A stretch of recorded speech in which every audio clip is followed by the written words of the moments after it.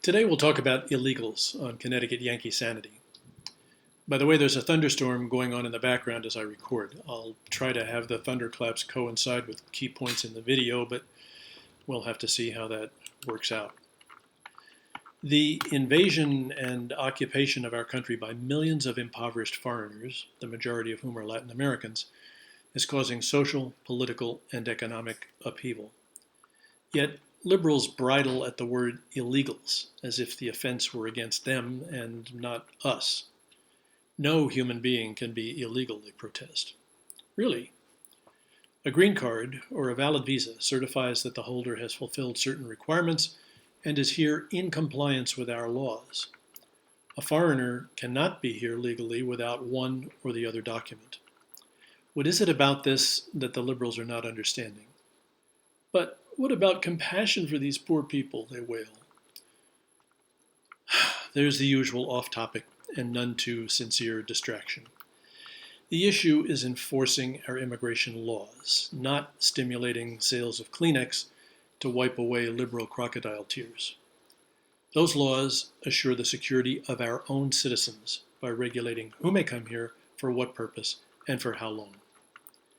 The illicit presence of millions of foreigners amongst us does not make the law irrelevant. On the contrary, it underscores the need for its application. Illegals fall into four broad categories: economic migrants, those seeking to rejoin family members, asylum seekers, and criminals. The latter category includes drug traffickers, human traffickers, thieves, rapists, terrorists, and murderers. According to research reported by the Yale School of Management, an estimated 22 million foreigners now live in the United States illegally. That number exceeds the combined populations of Costa Rica, Honduras, Nicaragua, and Panama. An overburdened immigration system, a do-nothing Congress, open borders activists, and an ad hoc support infrastructure make all of them feel welcome. When Fulano de Tal leaves Honduras to trek north, he knows he has a good chance of crossing the border undetected, or if caught, being released on his word that he'll show up for a court hearing, which he'll almost certainly fail to write down in his pocket calendar. He also knows that there will be sympathetic liberals in sanctuary cities and states to help him settle in. If you're an impoverished, unskilled, uneducated Latin American, it must sound too good to be true. But unfortunately for the rest of us, it isn't. Education is substandard in most Latin American countries. Jobs pay subsistence wages, and there are few opportunities to better oneself. Malnutrition, disease, and crime are common. So who wouldn't sympathize with these poor folks? Well, to begin with, their own politicians and the local elites in whose enterprises they labor. Meanwhile, we've created more prosperity than any country on earth. Surely we ought to share the wealth. Besides, as open borders proponents tirelessly remind us, we're a nation of immigrants. If we had more of them, life here would be even rosier. Let's explore the economics of that last idea. Latin America's population numbers 659 million. An estimated 25%, or 165 million, live in poverty. In the 9 countries closest to us, the poverty index ranges from 26% in Ecuador to 90% in Venezuela. Collectively, those 9 account for nearly 3/4 of Latin America's poor, or approximately 126 million people. If a third of them emigrated here, we'd absorb 42 million people, almost none of whom speak English. The annual net cost to the taxpayer of the illegals already in the country is estimated at $115 billion. You heard it right, billion with a B, as in bonkers. Adding 42 million more, legally or otherwise, would raise our poverty rate from 12.3% to 22.4%, just a couple of points behind Ecuador's. The added burden to the U.S. taxpayer is a simple calculation. The situation of the illegals here is comparable to indentured servitude, but without the perks.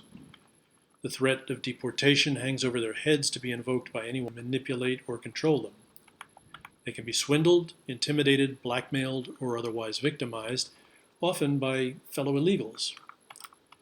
During our colonial period and in the early days of the Republic, indentured servitude accounted for a significant percentage of new immigrants until the practice, along with slavery, was outlawed by the 13th Amendment. The terms of indenture were not always honestly presented.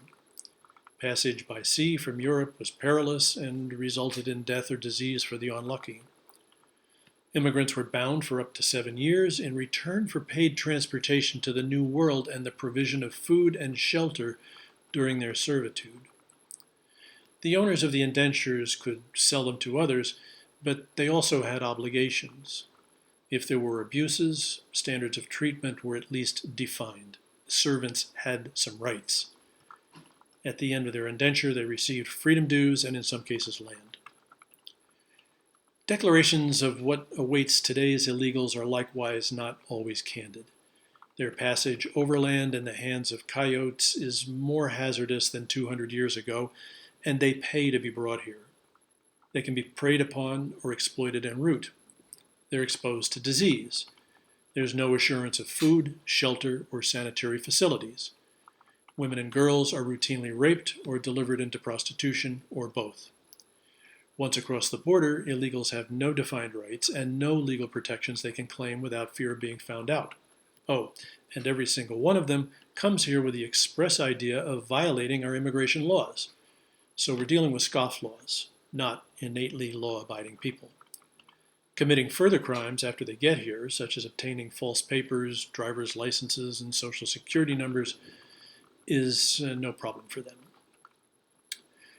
Those who qualify for a tourist visa have it easier, and they add a touch of class to the game. They avoid the perils of traveling overland through Mexico, fly comfortably into the country, and transition at their leisure into illegality. The tourist visa automatically allows a stay of 6 months and prohibits employment. But violating both provisions is as easy as falling off a log. Faster than you can say hasta la vista, fulano is working as a gardener for some well-off suburbanite.